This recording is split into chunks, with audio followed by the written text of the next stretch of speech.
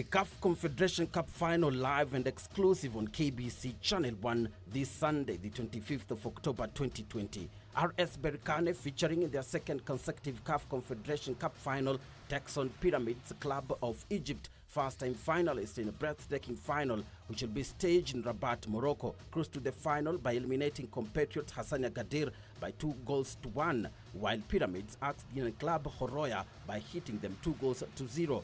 Who will be crowned the 2020 CAF Confederation Cup champions? Find out by watching the action live on KBC Channel 1 this Sunday, kicking off at 10 p.m. KBC Channel 1, your true sports partner.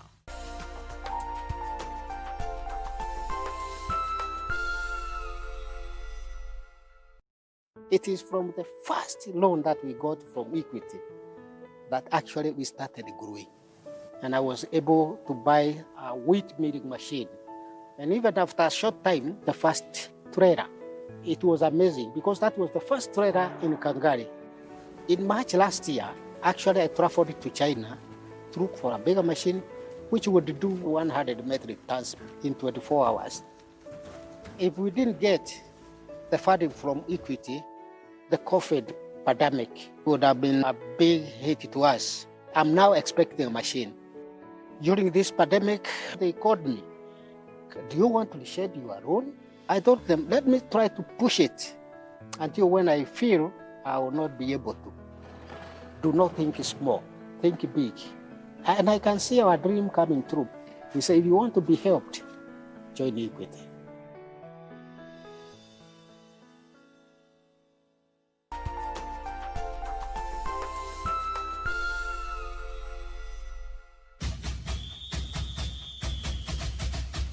The CAF Confederation Cup final live and exclusive on KBC Channel 1 this Sunday, the 25th of October 2020. RS Berkane, featuring in their second consecutive CAF Confederation Cup final, takes on Pyramids Club of Egypt, first-time finalists in a breathtaking final, which will be staged in Rabat, Morocco. Cruise to the final by eliminating compatriot Hassania Gadir by 2-1, while Pyramids axed Guinean club Horoya by hitting them 2-0. Who will be crowned the 2020 CAF Confederation Cup champions? Find out by watching the action live on KBC Channel 1 this Sunday, kicking off at 10 p.m. KBC Channel 1, your true sports partner.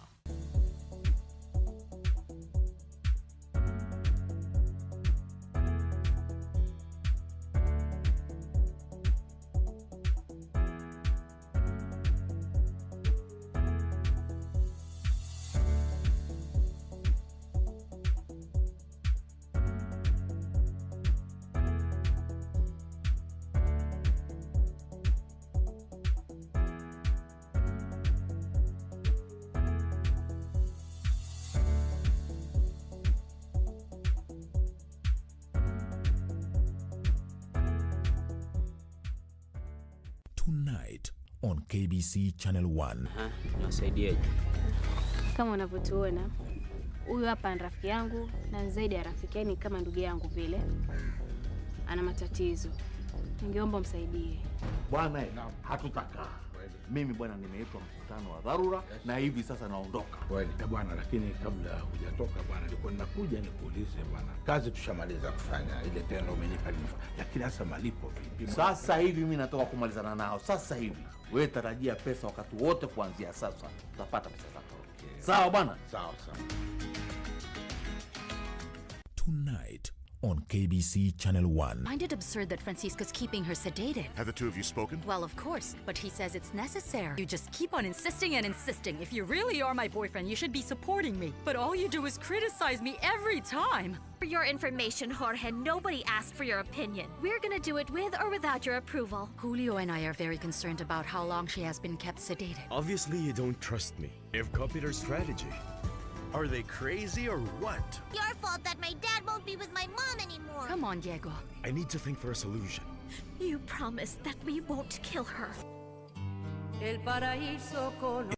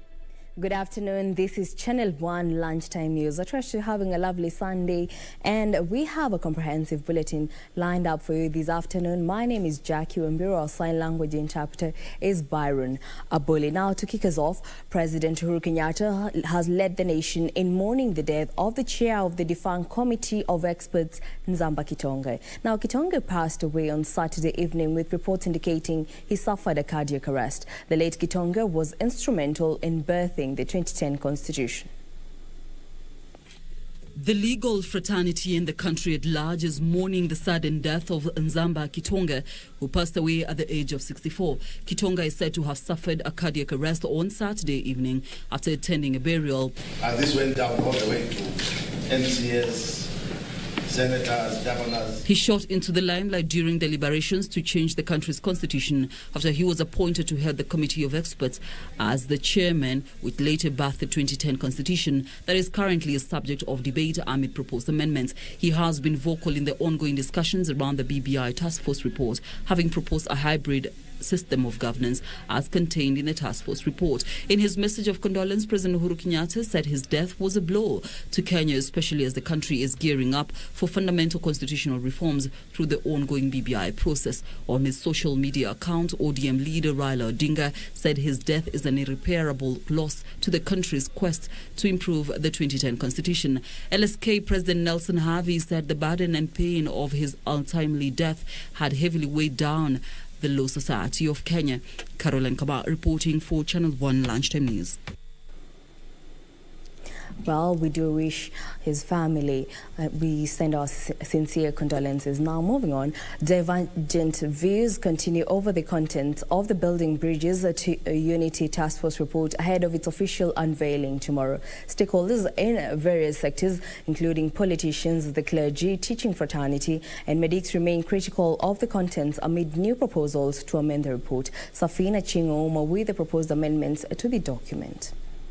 With the clock ticking to the Bomas of Kenya scheduled meeting for Monday, stakeholders in the various sectors have come up with proposals they say are aimed at improving the draft by the task force.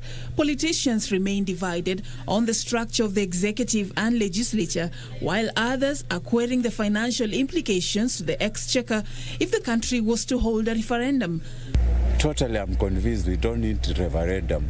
Let us use that billions of shillings we are going to use in referendum in doing other developments. We need only to reach to a consensus. The two houses and the county assemblies, we need only to reach the consensus, and we amend the constitution through the assemblies. Hatutaki kusikia ati viti ya women rep imepelekwa ikaenda Senate. Kwa sababu ikienda Senate, automatically mama county atapoteza pesa yake ya GAF. Akienda Senate atapewa GAF kwa sababu GAF ni ya national government. If it is about unity, we have to bring everybody on board, and we must have a national conversation. Religious leaders have also waded into the debate amid rising calls from the men of the cloth for Kenyans to remain united and not allow themselves to be divided along ethnic and political lines in debating the report. Na ningetaka tuungane mikono sisi zote kama Wakenya, tuunganishe nchi yetu, tuunganishe makabila yetu, tuunganishe jamii. Women and youth leaders are also pushing to have their interest captured in the final document. Tumeona wamama kama governor ni mama, mwanaume anakuwa ni deputy, kama governor ni mwanaume, mwanamke anakuwa deputy. That is again for women. Tumeona mambo ya the senators, wale senators wanawake 47 watakuwa kwa Senate. That will strengthen the Senate because hawa mama wataweza kupiga kura. The report was handed over to President Uhuru Kenyatta on Wednesday in Kisii County. For Channel 1 News, I'm Safin Aching Oma. And still on the same, let's head over to Next Gen Mall, whereby the Kenya Union of Post-Primary Education Teachers are discussing matters of BBI. Well, currently speaking is the Secretary General Akelo Misori. Let's listen in. You're aware of the issue of appointment of the 14 judges. Because the outcry there is that individuals, people choose deliberately not to obey the law, and therefore it has nothing to do with the change of constitutions. What will an extra number of women in parliament help women in Turkana or Samburu do? Yeah. In terms of fighting corruption, if you say that within two years, what will stop another cancer from happening with the BBI? And finally, I don't know, the baggage, the increase in the number of the executives, how efficient will they become that they are not efficient now? So we take that? Only that? No, let's just start two. Okay. My name is Philip. You said you support the BBI and as also you have also expressed some reservations on the part of the SRC. What are you going to do to ensure that those matters that you have expressed reservations on are addressed? We took that one last week. Yeah, my comments is about the hedge, the new rules that have been introduced or proposed in the report. Your comments on it? Sorry? The health issue. Help?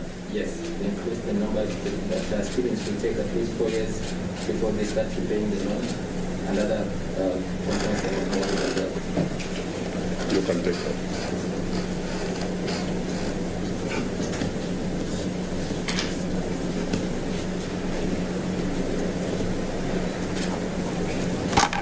Thank you so much. I think in the interest of addressing the questions related to what has been proposed in the BBI report about governance, I know it is something which many Kenyans do not want to confront because we are subjected to playing the politics of servanthood.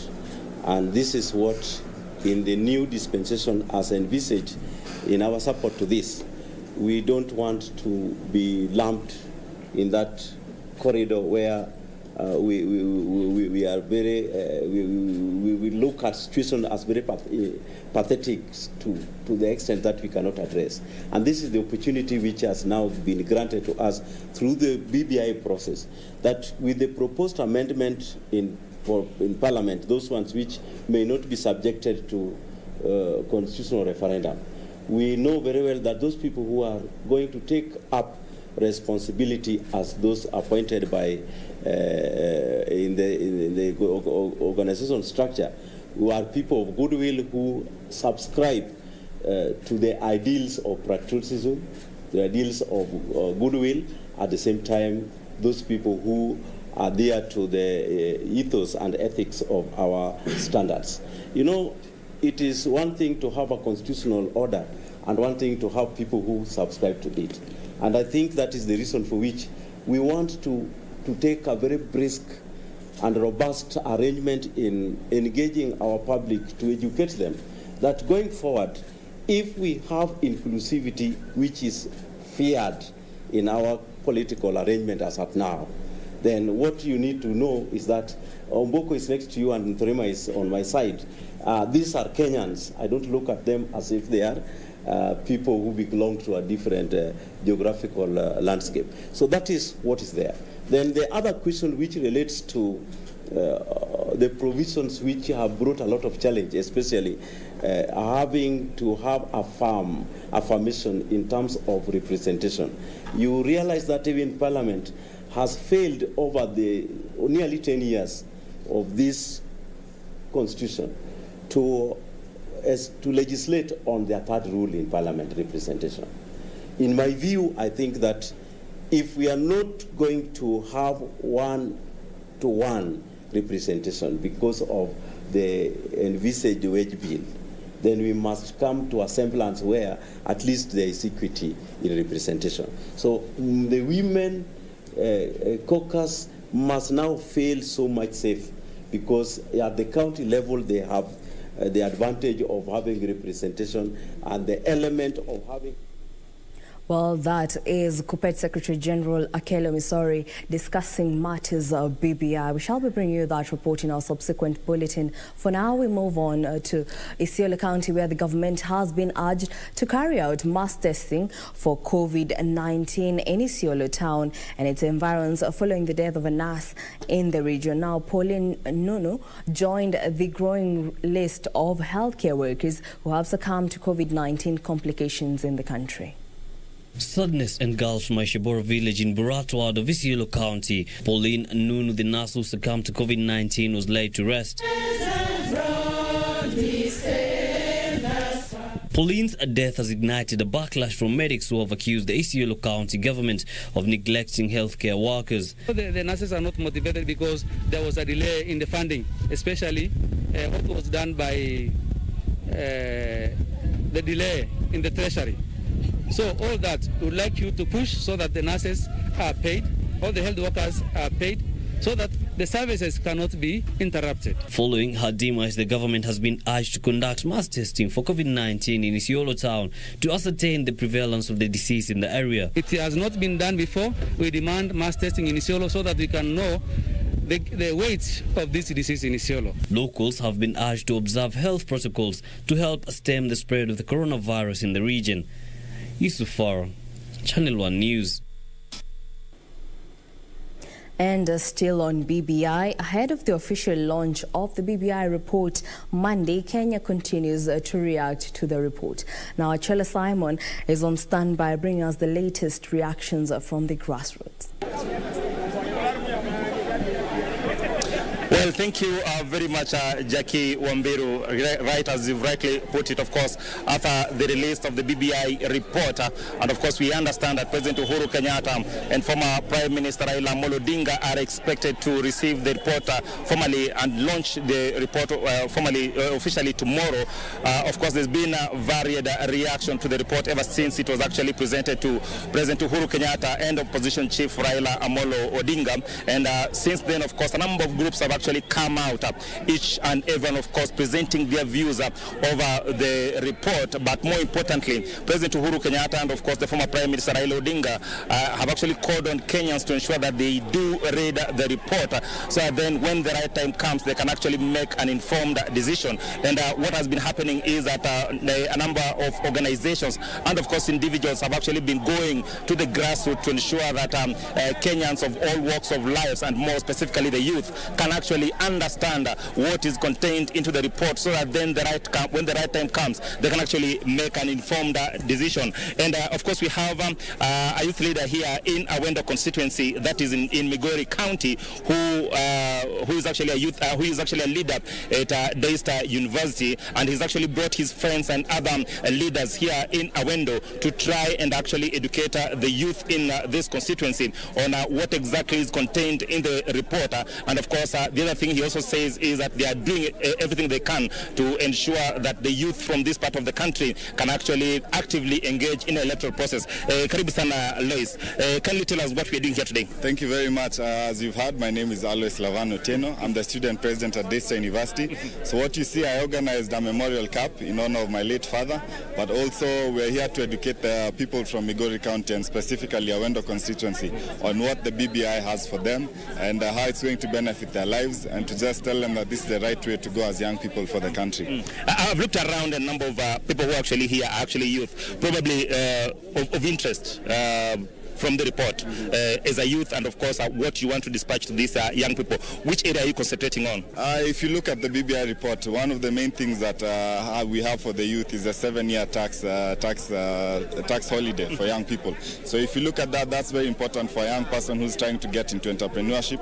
We can see that we don't have enough jobs for young people. So we are trying to push as many young people into entrepreneurship, and this tax holiday is the perfect opportunity. Again, if you look at it, young people like myself are the ones who are are used to instigate violence every 5 years whenever we have elections. But what we are trying to tell them is use your abilities in things like sports. And if you look at the BBI process again, we've expanded the cabinet, we've expanded the leadership. So this gives, whether you're a winner or a loser, then you have an opportunity to serve your country, and then you don't have to come looking for us as young people to instigate violence. As a students leader, one of the key issues that have actually, complaints that have actually been coming out from students has been the fact that you finish your college and help is there on your neck. This is a major step towards addressing that. Yes. If you look at it, the BBI captures that you'll be given a 4-year period before you start paying your help loan or before you start paying the interest. So this is brilliant, and we're welcoming it as university student leaders. These are some of the key points that now, away from Awendo, we're going to move from university to university, educating young people all across the country on what exactly the BBI has for them. You pointed out that in most situations, people will actually go to the street, demonstrate, actually young people. But in this forum, I heard you speak about the need for young people to actually get actively get involved in politics. What was the reaction? I mean, the response is beautiful. I had not even mentioned that I want to vie, for example, in this constituency. But you can see young people are hungry for young leaders, and this is something amazing that we're seeing here. So for me, I'm here to make sure that we empower as many young people to get into leadership positions. We have MCA positions and so on. And we've brought actually, for example, the MCA here, who's the majority leader. We have the majority whip here. We want to get them to mentor these young people from Waindo constituency and from across Kenya to be able to get into this leadership position. In conclusion, is it just a thing that you're going to do here, or is something that you're going to do across Migori County? This is the beginning of something great. There's a serious sense of awakening among us young people. We can see that they're hungry all across the county. So this is just the beginning, and we're looking to move forward there. Thank you very much. We wish you all the best. Thank you very much. Of course, that is Alois, one of the student leaders who've actually organized this forum so that then young people from Awendo constituency in Migori County can actually get a chance of understanding what is contained in the BBI report, but more importantly, also calling the youth to participate actively in the electoral process in this country, because he says the youth form the future of this country. Back to you, Jackie. Well, that is our reporter Simon Ochola on our views over the contents of the Building Bridges Initiative report. Now we take a short break. Don't go too far.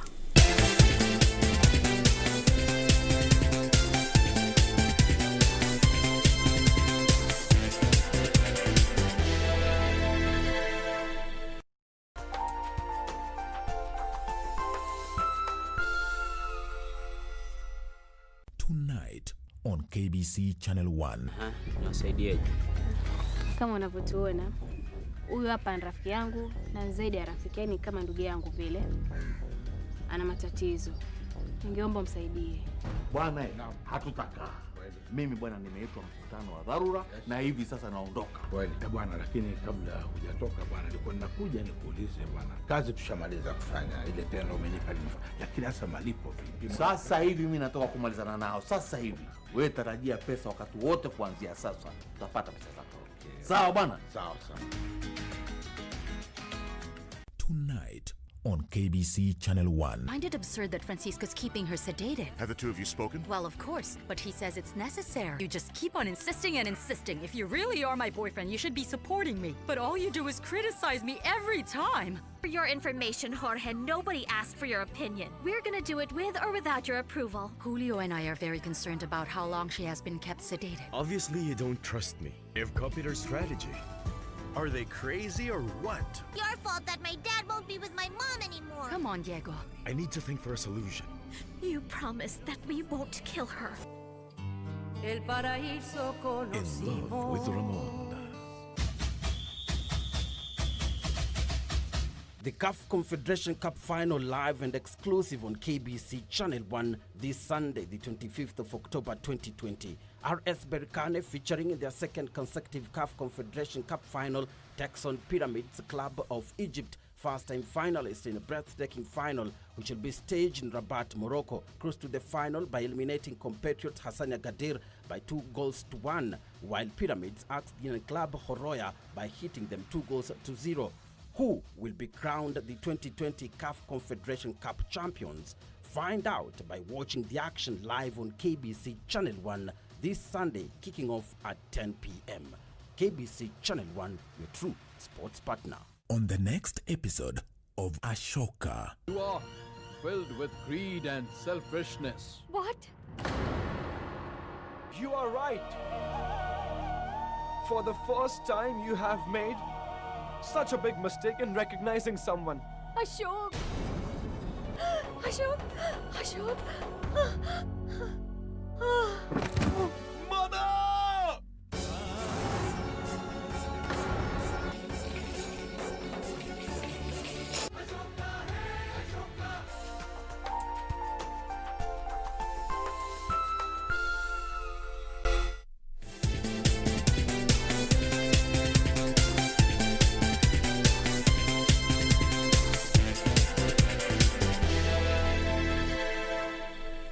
And welcome back. Now moving on, the National Civil Society Congress is demanding civil education takes precedence in the debate on the Building Bridges to Unity Task Force report. Now the group is cautioning against linking the proposed constitutional changes to 2022 succession politics at the expense of citizens. At the same time, they are calling for the setting up of community referendum reforms to engage Kenyans, enactment of a referendum law that will facilitate the participation of citizen formulation and implementation of a national civic education program on the referendum. Those annexes particularly, which deal with the policies, or there are those policy measures. There's the whole raft of constitutional amendments or areas of constitutional amendments. There are what they call administrative measures, and there's a whole raft of legislative bills. All these things require public participation as per the Constitution.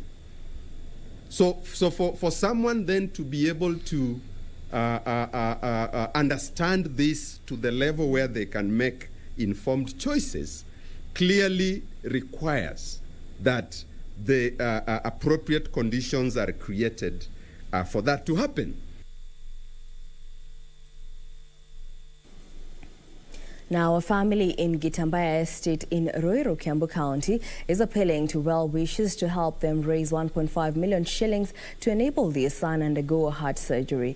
Goodluck Mwambi has a hole in his heart and is in need of the corrective procedure to enable him lead a normal life. His family says it has been unable to raise the much-needed financial muscle for the procedure, which can be done locally. Kind donations can be sent to 0724 490-185 or 0705-934-850 or pay bill number 8014567, account name Goodluck Mwambi.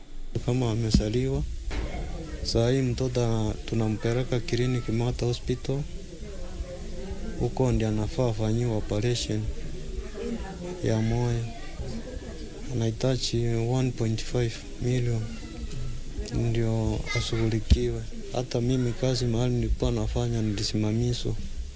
Mimi saa hii ni ile kibarua napata ndio nafanya.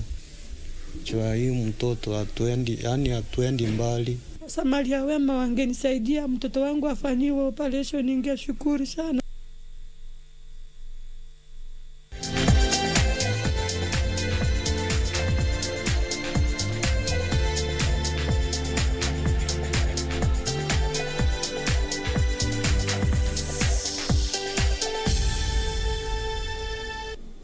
And in the sports arena, the national boxing team, popularly known as Hit Squad, has stepped up training ahead of the Mabingwa wa Mabingwa International Tournament, slated for 5th to 9th December in Tanzania. 15 pugilists will represent Kenya in the regional tournament. According to Boxing Federation of Kenya Communication Director Duncan Kuria, the Mabingwa Regional Tournament will act as a training ground for Kenyan boxers as they prepare for international assignments. Already we have 2 boxers who have qualified for Olympic Games, so we need to keep them in top shape so that when we have any tournament coming for as a preparation tournament for the pre-Olympic qualifiers and the Olympic game itself, the boxers are in top shape.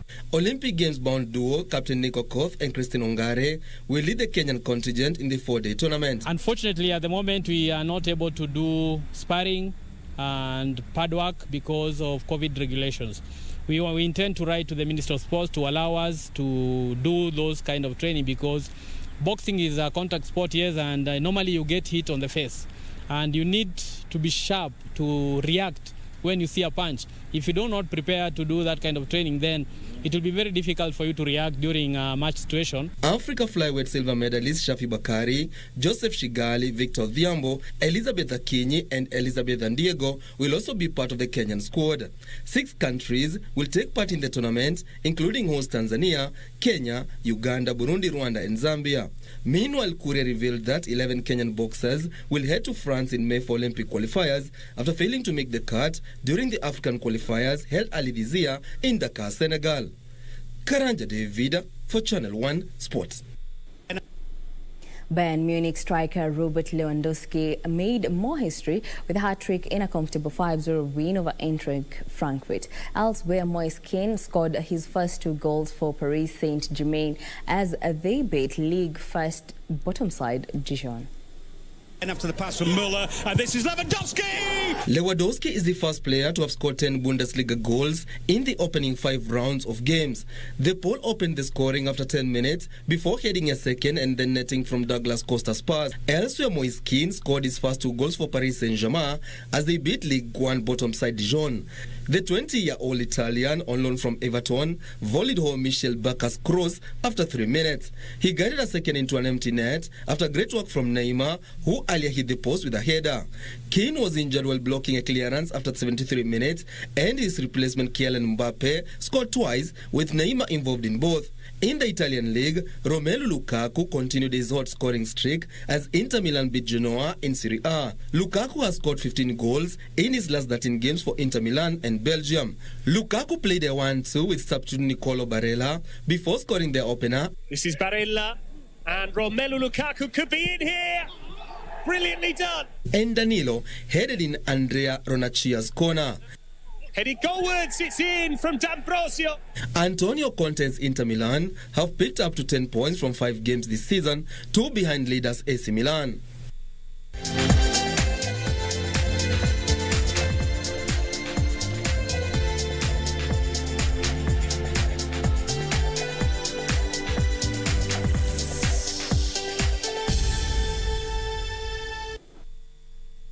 Well, that brings us to the end of our bulletin this afternoon. We shall have more news in our subsequent bulletins at 7 p.m. and 9 p.m.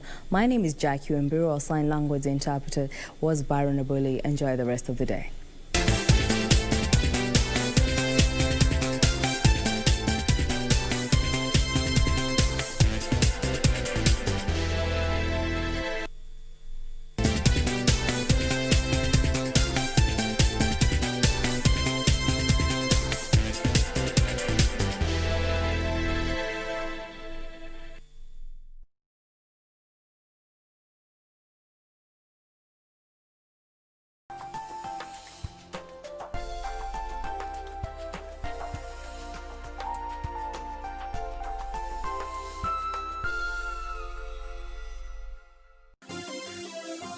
Vera Beauty College. Vera Beauty and Fashion College, with branches in Nairobi, Eldoret, Thika and Meru. Did you know that we are a TVET approved institution? We offer courses in fashion design,